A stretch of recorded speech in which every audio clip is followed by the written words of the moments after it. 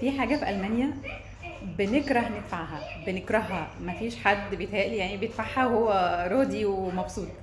وهي فاتورة الراديو أو ضريبة الراديو زي ما ممكن تقول عليها. غوندفونك بايتراك ده اسمها، بايتراك اللي هو جزء من الفلوس بتدفعه كل شهر في مقابل الخدمة دي. ولكن الحاجة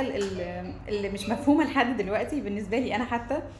انا اول ما جيت انا كنت ساكنه في سكن جامعه، وسكن الجامعه ده بتبقى اوضه استوديو، هي شقه بس هي اوضه اصلا يعني استوديو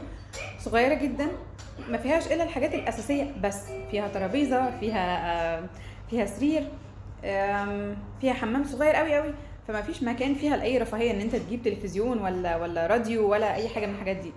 فانا ما عنديش 4 سنين تقريبا قعدت في المكان ده، ولا عندي راديو ولا عندي تلفزيون، ولقيتهم